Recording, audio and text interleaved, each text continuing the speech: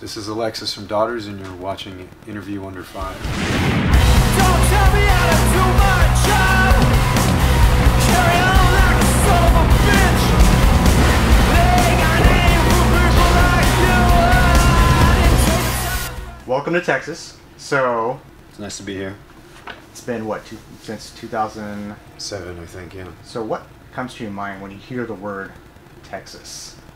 Um, Especially, especially from someone coming from Rhode Island. I don't know. It doesn't ring in any way. We've been here several times. It's just it's a place we've played a lot over the years, and we always had a really good time here. We also had a good friend living in Austin. He lived here for 15 years or so. So we see him all the time. John lives here. Yeah. So I knew about John. Yeah, I don't feel like Austin is some like otherworldly place we vacation to once a year. It's like a place that, or when we're on tour. It's I wouldn't say it's like another home, but Austin, I'm very comfortable here. I mean, what do people say about Austin? It's like, keep Austin weird. That's the most popular thing to say, and of course, everything's bigger in Texas. You guys have performed in Austin in the past too? Yeah, quite a few times. We'll be there tomorrow. Okay, yeah, that's right, because you guys just started the Texas leg of the tour. Yeah. Speaking of which, how is the tour going? It's great. Yeah? It's strange. People are very happy to see us. And we're usually met with indifference. So this is a great thing. You guys are touring with a cult leader. They were just here a couple months ago. How did that come about? Did you guys know them already, or? I think we have the same booking agent. Okay. But we were doing these dates. We had Blank Mass with us for this trip, and unfortunately, Blank Mass had to drop off last minute, sort of like a family death in the family type thing, which was very sad, and we were very sad for Ben.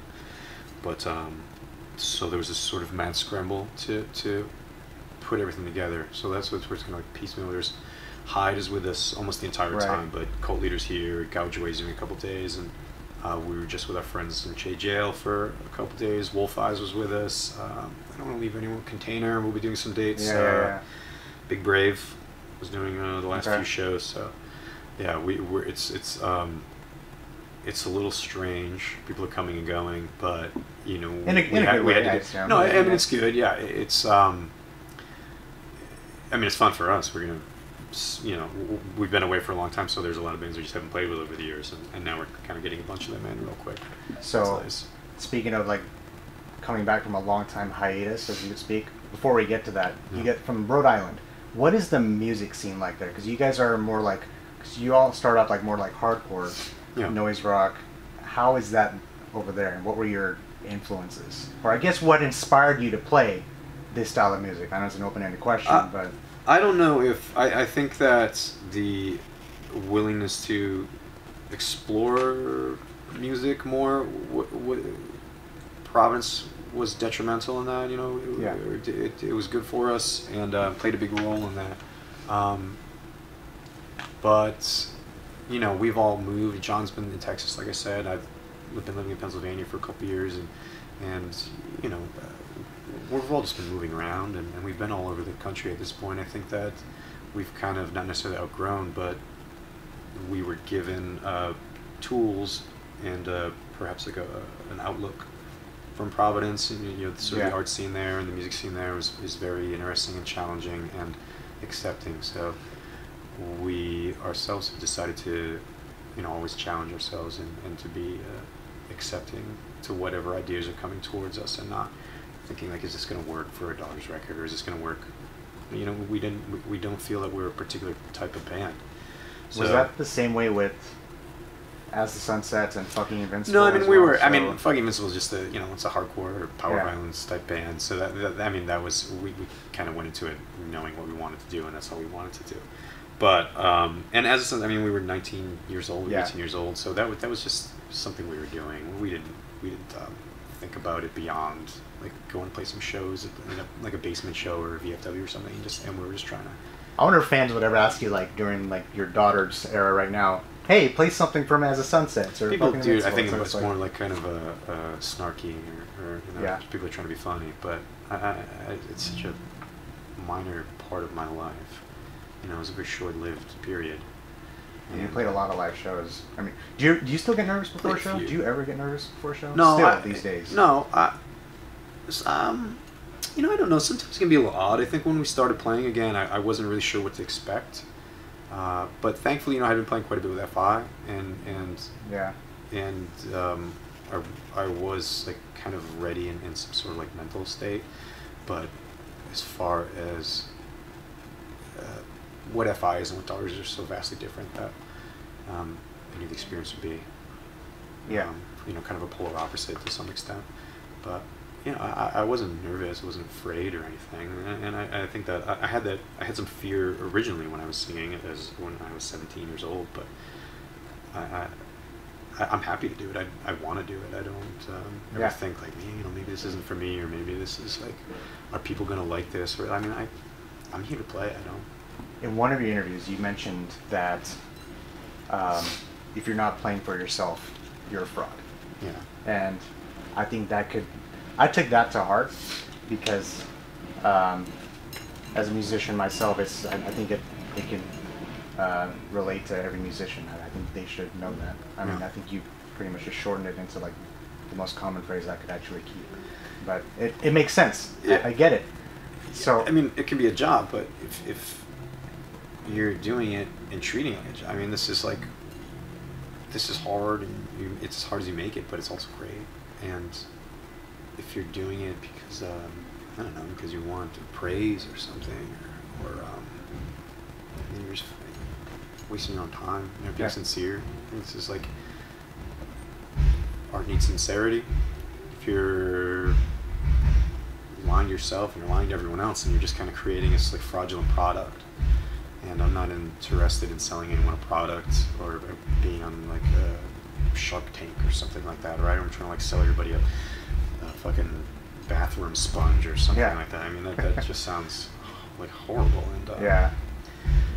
You know, Do you think that's what this new record kind of reflects? is it a bathroom sponge? No, I don't think Is it you know? it's not reflective of anything. You know, there's a mentality to have, I think, to be able to perform. So Yeah. you know, like I said, it's as hard as you make it on yourself, and you know, if you don't want to play, then what are you doing, right? I mean, Very true. We didn't try to write a record and think like, well, are people going to like this record, or is this going to make anybody happy? And I mean, we did it for us, and if we're happy, and hope that people enjoy it and appreciate it. But you can't control that. There's no way to control that, and there's no way to. And if you are attempting to control that, you're thinking about something else. You're thinking about the end result, and not necessarily like the moment. And this is this cohesive materialization of effort and work and like passion that people have together. I mean, I think the hardest thing to do. Well, I'm guilty of this as well. I don't know who isn't, but it's worrying about things that you can't control. Oh, that's the ego. I think we right? just automatically just fall into that mind frame. Right. So, with this new record, who approached who? Because before you answer that question, I know you guys were touring a lot with the first 3 albums that came out, which, I mean, Canada songs were, it was amazing. You know, all your albums were amazing. So, I know that your sobriety was very important to you, moving forward. Between that gap from the self-titled to the new one, I guess who approached, like, how did it start? Like, say, hey, we're just going to create a new album. Like, how's life, you know? You just meet up with somebody or... Yeah, I mean, when Nick and I sat down and started talking again, it just happened right away. I think that it didn't... It just clicked. Yeah, I mean... Okay. Yeah, I mean, and not in a dramatic sense or anything, or to be dismissive. It just, we started just talking about it. You know, as soon as we sat down, we started talking about like, all right, well, we should start playing. Maybe we should write something. Let's just see what we do. Let's be a band. Maybe we weren't really sure. Not for certain, at least. Yeah, and not to force anything, but that we both had the desire, and we recognized it and acknowledged it, and thought like, well, we'll see what happens with it. There was a good deal of like, you know, dragging our heels and you know, sort of dilly-dallying, I guess, and we, you know, FI was on tour, and I think we were in Kentucky or something, and and someone just kept talking to me about daughters and asking and saying that they never got to see us, and I thought, all right, this is like everywhere I go, someone's talking about it. And then finally in Kentucky, I just thought, this is just like, all right. I sent a group message and just said, like, let's just play some shows. When did that happen? Like, it was before we did those 2 shows in Providence, okay. Or maybe it was after those, and kind of in the interim, we had played some shows and thought, like, well, maybe we played some shows, maybe we'll play more, who knows. But I thought, I sent messages like, so let's do something. Let's just like start moving to something, and we'll start playing. And so we did. Here we are. It's evolved to this current state. So now that you guys are back, the new album. I want to keep talking about it because the way you write your lyrics, you expressed, I don't know which interview it was, I read an article just recently, you like to tell narratives instead of just talking about the subject matter. Do you think this album has, are you happy with the way how this album turned out when it comes to what your goals were as far as expressing yourself? Yeah, there were, with anything artistic, there's always room to improve. So nothing's ever perfect, and I can see things I should have done differently, but everything's in hindsight. You sit on anything long enough, and you're gonna start to doubt it and question it. But I mean, that's why it's important to kind of cut yourself off when you're creating something. Otherwise, you'll sit on it for too long, right? I'll start. I should start to change the phrasing of something, or move something somewhere else, or start picking apart words. I should be using this other word instead. It's just like a lot of things like that.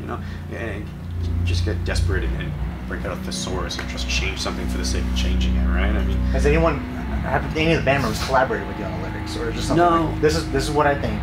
Yeah, no, it's not really discussed. I sometimes wish they'd talk to me about it. No one even asks questions of what things are about. But okay, so you did say that, like, a lot of the band members, they're an expert in their craft. Right. The reason why you changed your vocal style is because you wanted to have that same feeling. Yeah. Is that kind of like you felt like that was more dominant this time around, where you wish like they would come in and it's like, hey, Lex, I think this needs to be changed around, Or no, I certainly don't want that. I just want them every once in a while to say like, hey, what is this about? What are you talking about? No, I don't want I'm an artist, anyone's so criticisms. yeah. I don't know if I would take it poorly, but I don't. I would kind of think like, it's thanks, but no. I mean, if everyone hated what I was writing, I obviously want to work on it. But you want to be able to express what you want to say. So. Yeah, I mean, I don't know if I don't think I use this band as a source of like expression or in the traditional sense lyrically of like I'm trying to convey heartbreak or I'm trying to relate an idea to a person. I try to with some ambiguity and perhaps create a situation for characters that are attempting to deal with whatever strange matters is happening to them, and I want it to be relatable to people, but it needs to fall in their wheelhouse of where they are personally and mentally, and that someone can read something and interpret it a particular way because that works for them, and it may not be what I'm saying or how I'm feeling, and that's fine. It's preferable. I don't want to tell anyone how they should feel about music and feel about literature or any of the content, because you give up a part of yourself and your time to read something or to listen to something if you're doing it with care, as opposed to just putting something on in the background while you update your Facebook profile or play Fortnite or whatever the fuck people are doing. I don't know. So they're definitely doing that these days. From what I understand, yeah, they are. I'm not exactly sure what it is. I know it's a thing, so I'll say all I've seen from that game was just the dance. That is it. So I don't even know what that is. It's a video game, and I know it's like seems to be all-consuming kind of role-playing type of thing. It's a role-playing type of game. I did play it once, and I was like, I don't know, maybe I'm just showing my age, and I just prefer the whole Mario Kart, you know what I'm saying? Right. You can never go on Mario Kart, but I get what you're saying. It's I think it's a craft that you have and you possess, and I think you did absolutely amazing with the vocal style with the new album. Like I said, I've never heard anything by it, and I'm gonna say it right now, so it's on audio. I felt stabbed by your music. Right. Like that's the way it actually touched me. Yeah. So with this new album, were there any new ideas like lyrically or musically you were trying to incorporate from, I don't know, the first three? Or I mean, you have like an 8-year gap, so Yeah, I didn't look at the back catalog and then think like, what did I do here? What should I do differently? I mean, obviously, over all this time, there's a progression in myself, in my writing, and just as a person, you know, I mean, that's unavoidable. And it happened with all of us. You know, Nick was working much more with ideas in music and film scoring and working with a lot more, you know, open space and allowing and also taking more consideration, as we've done in the past, for like leaving me room to kind of elaborate or and lengthen things and shorten things if I need to do that. So there's a bit of I've been allowed some space, and that's always appreciated. Yeah. But you know, I think he did a great job. He did a lot of great stuff, and we were able to pull it all together in this a wonderful way. I don't have any problem saying that. I think we wrote a great record. You know, I think we wrote a really great record, and I'm happy that people are paying attention to it. Yeah.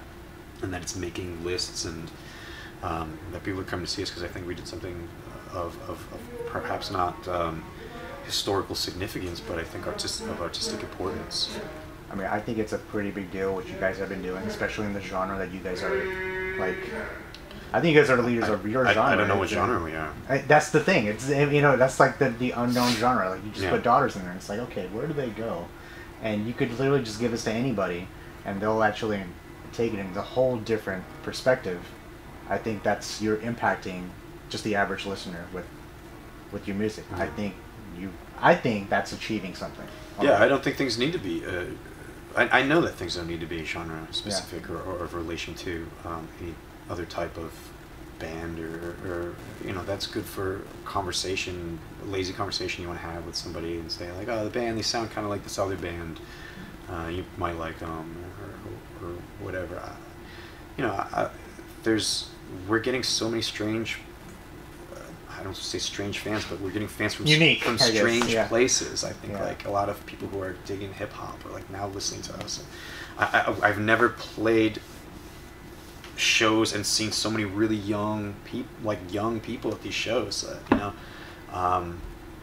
people are finding us. They think we're a new band, and that's cool. That's cool. You know, if our audience is getting younger, that beats the hell out of the audience is getting older. You know. People are that's bringing people my in age, the crowd. right, but people my age aren't gonna, you know, we can get a couple of years out of it maybe. I mean, I'm almost 40. I don't want to go and see shows anymore. I'm fucking tired. So, I'll be trying to go to shows as long as I can. So, right. I mean, look, I've been going to shows since I was a teenager. Yeah. I'm almost 40. So if I can get, if someone's finding us now, like, you know, there's a potential that somebody will listen to us and come see us for 20 years, and you know, it's good for us, but it's also great that we'll be able to share that kind of an experience with a person for an extended period of time, and not just have someone jump on and then jump off and start digging something else. And you know, that's important to me. I want to connect with people and not necessarily just play music and get paid and go home. You know, that's great. I'm happy that I can do that. Pay the mortgage. But yeah, right. But that's not. That doesn't stay with people. You know, I'm talking to people and we're their first show, and like I remember my first show, and that's like gonna be with somebody forever. Do you have a favorite show that you played so far?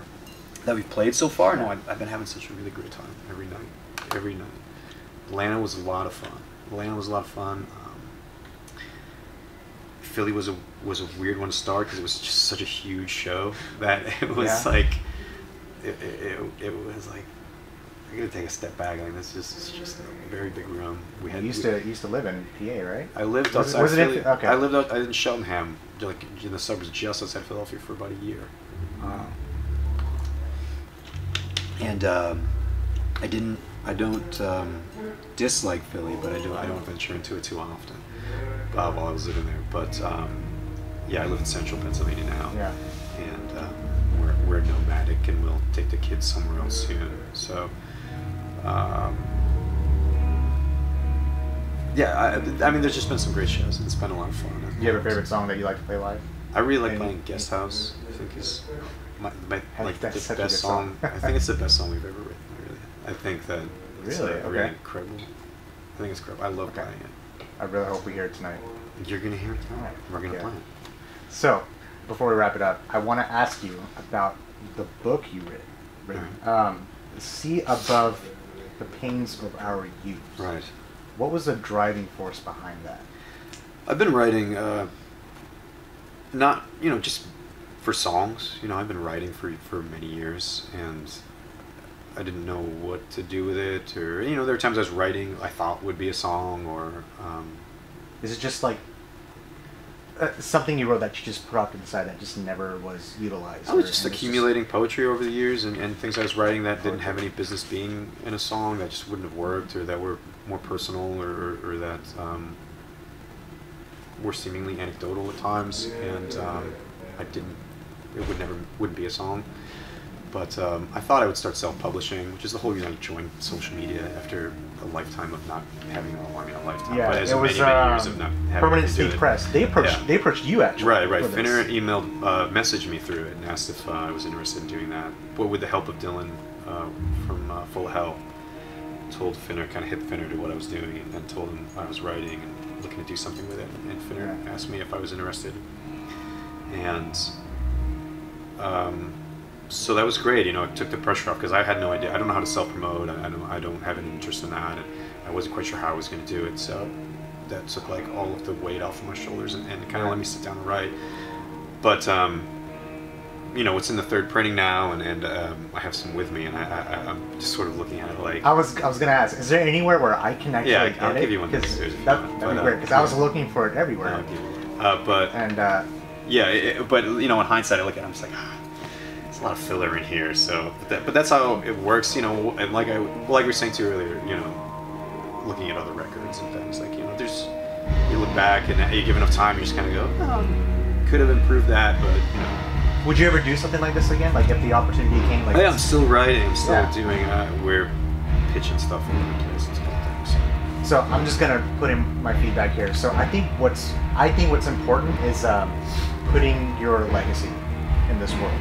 Oh, And you don't believe that at all? No, not at all. What do you believe? I don't believe in any of that. I think that we're creating.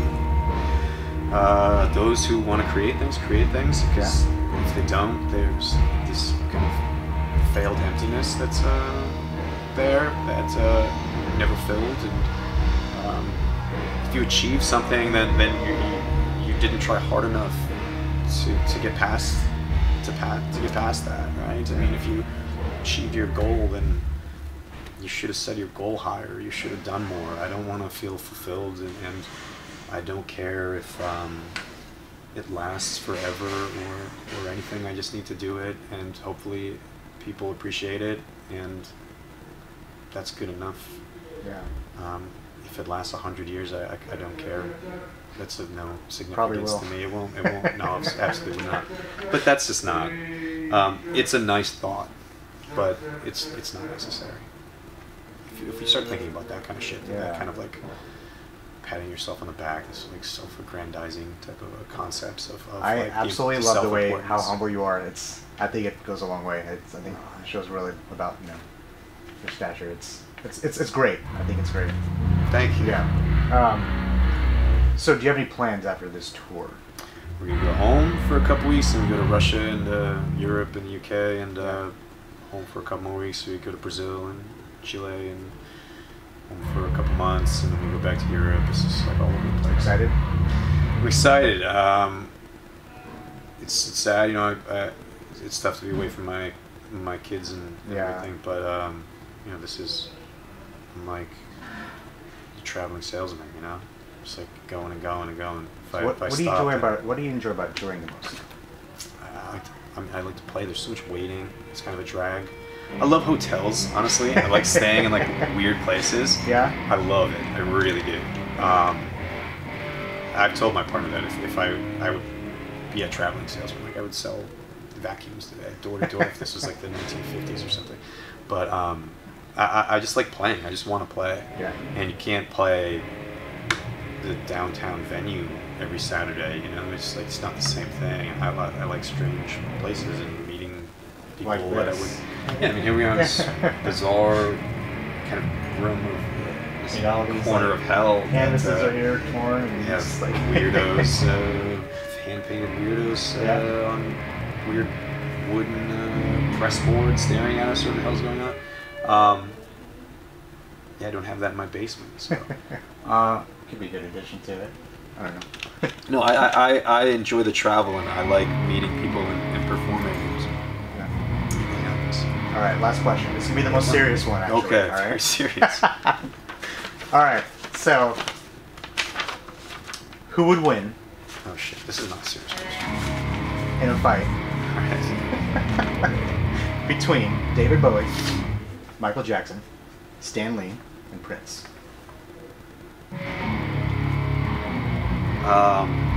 In a physical altercation? Yes. What's the list again? I'm gonna rule out Stan Lee. David Bowie, Michael Jackson, Stan Lee, and Prince. Bowie, I think, could do all that. Yeah. Okay. Physical. In a physical altercation, Bowie seems like, because he's from England, and everybody from England Yeah. knows how to scrap. Oh yeah, he's I've got never the, met with anyone the who bare can knuckles. scrap, yeah. That's true. So, Prince does not look like he can take a punch, nor does Stan Lee, which is why he started writing comics. Well, maybe when he was younger, maybe he was a little. No, there's an interview with him. He talks about the Johnny Atlas or whatever, the old ads with the Yeah. hulking. That's why he got into comics. He couldn't get down with that. And who I keep forgetting the fourth. Michael Jackson. Or Michael Jackson. I can't. Oh, I can't. Bowie would know how to scrap. Bowie would scrap. That's actually a very good point. As far as I mean, but in some other sense of artistically, yeah, would have to be a toss-up with Prince and Bowie. I mean, they both. That's the best answer we gotten. So. Bowie can fight, man. He's got that fucked up eye from schoolyard fighting as a kid, right? Very true. All right, Lex. Hey, man. Hey, thanks Appreciate so your much. time. Thank Yeah, you so of much. course. Your album blew my mind. Thanks. Go blow everyone else's minds out there. That's the plan. And I hope you have a great rest of the tour, man. I appreciate it. All right. Thank you so much.